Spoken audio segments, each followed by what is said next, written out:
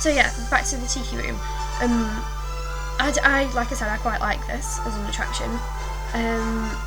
But there is a stage of it when everything goes dark and there's like thunder and lightning outside the windows, which I think scares quite a few people. Like most of the times when I've been there, people with like small children have had to leave and the children have been crying and all that nonsense. I'm not very sympathetic with children like that. Just get over it, man up. So I don't want to see kids cry, not at work. Like, if as much as I can prevent it, I don't want to see a lot of kids upset. And then also with it being a show, I think it lasts for about 20 minutes maximum. So during the time when it's being showed, surely you're just standing there, like doing nothing as someone that works there. Which is something that I didn't think about before actually when I've been talking about other shows, is what do you do during the actual show performance.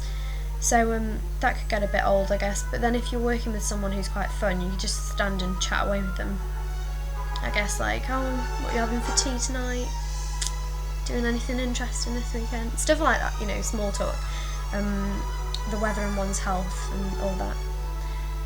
So the Hall of Presidents. I went on this with my friend Andrew in October 2009. Yeah. And it was really good. I quite liked it. I thought that I wouldn't because I thought it was boring. I've always said to my dad, like, oh my god, it's going to be so boring, all this. But I really quite enjoyed it. So, as an attraction to go to, I would say definitely I really like it. But maybe that's just me, maybe it's just because I'm a bit of a nerd and I like presidents. And I think that Obama is really, really fit. Shh, don't tell him. But again, I guess that it's have the same problem as you have with all the other shows. And also, another problem that you might have with the Hall of Presidents is that perhaps you get asked a lot of questions about American history and presidents and stuff like that. And even though I can name like at least me and my dad, we used to play this game where I can name at least 80% of the American presidents, like off the top of my head. I'm not going to do it right now because, you know, like, it's just one of them things. It's a party trick. I don't want to ruin it for you guys, but that and I haven't practiced. But all I could do is name them. And like, obviously I know a little bit about like the first ladies and stuff like that. Maybe I know that my dad's got a book about the presidents. I might take it with me for just in case I get put on the Hall of Presidents, because you never know, it could come in handy. Haunted Mansion. This is one that I would love because again, you can scare kids and you can get away with it. You could go into work after having virtually no sleep. You could go in when you're feeling ill, like and you just get away with it. Like if I went into work and I felt sick and I hadn't slept all night and like I had a fever, I was all sweating and stuff, and then you just go into work and you just be like, and you just look like a zombie, and that actually enhances the performance of the cast member. Then you don't have to be like, obviously. Actually, no, you don't even have to be polite. I've been there before when like the cast members that have worked there have just been like, move! And it's like, oh my god, I'm so sorry, I'm gonna move. I'm sorry, so sorry.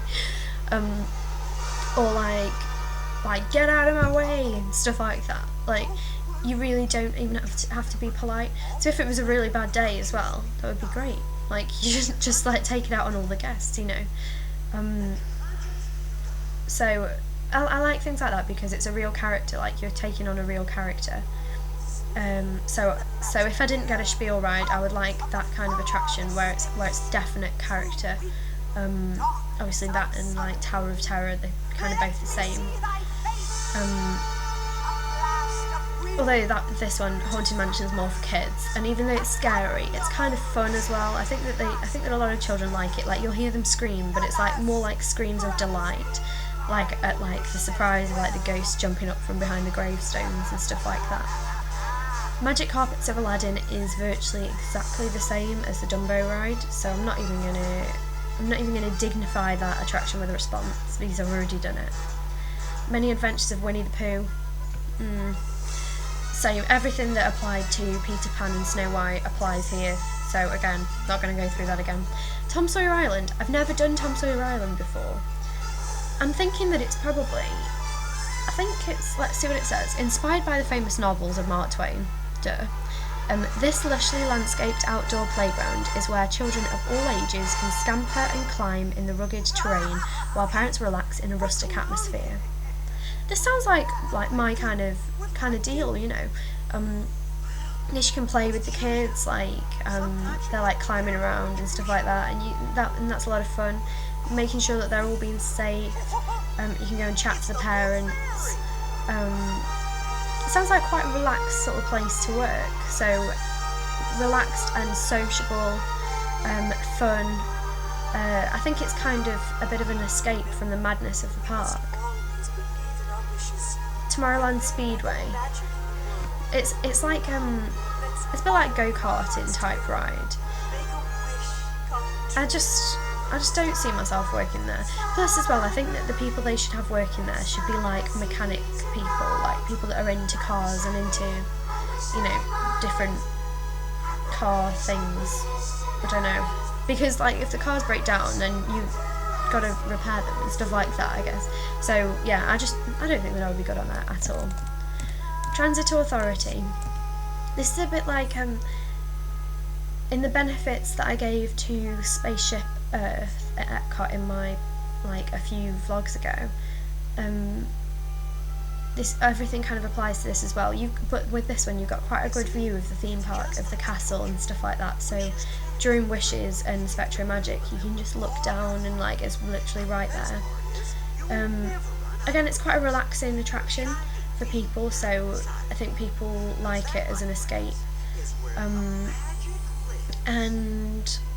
also it's like a moving walkway to put people on, so you're walking all day, which I said was a benefit because that would walk off a lot of the junk food that I'm going to be eating out there. Walt Disney World Railroad. It's kind of, I've only ever used it. It's supposed to be like a tour of Magic Kingdom, but I've only really used it to get from point A to point B. So I think that it's an automated message that's played, so I don't think there's much spiel involved.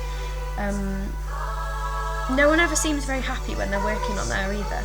It's just kind of being sat on the back of the train all day and then opening the gates, closing the gates again. Not too exciting. Carousel of Progress is the last attraction to be spoken about. It always breaks down. That is my only thing about Carousel of Progress. That's the only memorable feature to that attraction that I, as a work location, that I could consider really. You're standing outside for the whole attraction, watching the world go by, I guess taking people onto it and bringing people back off again, but it's just, I don't think children really enjoy it, although my sister is crazy about it. I don't know what's wrong with her. But yeah, I don't think children really enjoy it. I think it's the sort of thing that like parents take children on when they're a bit tired and they don't want to queue up for something else that's really good, like Splash Mountain Space Mountain. So they're over in Tomorrowland and they're like, oh, we've been waiting for all these attractions so much all day. And now Space Mountain's ride wait time is 2 hours. Oh, just forget it, we'll go on Carousel of Progress. No, trust me, Carousel of Progress will be just as good as Space Mountain. Liars. It's an interesting attraction, and while I'm out there, I'm probably going to go on it a few times but purely because I'm there for so long. If I was only there for a day, I would not go on this attraction. So yeah, I just find it a bit blah and it must be very annoying because people get off the attraction at the stage when they're not supposed to get off it, which means that every time that happens, the ride stops, and then the people that are on the ride have to see everything that they've already seen, which lasts for 10 minutes, a whole show that they've already seen. And I've been on like 3 times when that's happened. And also a lot of the time when I've been to Disney World, like my sister's been like, oh, can we go on it, can we go on it? We walk over and they're like, oh no, it's broken down again, sorry. So yeah, so that's my Magic Kingdom list of what I would and wouldn't be too chuffed about doing. Yeah, I hope you've enjoyed that. I've enjoyed it. There's so many attractions that you forget kind of exist.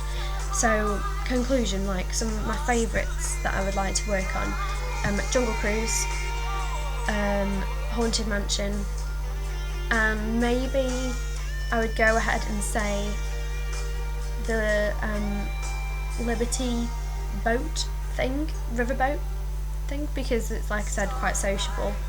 The things that I would not like to work on: Astro Orbiter, Stitch's Great Escape, and probably Carousel of Progress. I'm just scrolling through to confirm.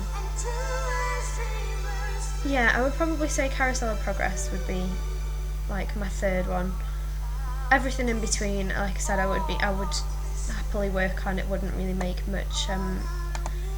I wouldn't be chuffed. I wouldn't be over the moon excited, but I might find things that I love about them anyway. So it's no great shakes if I don't get what I want.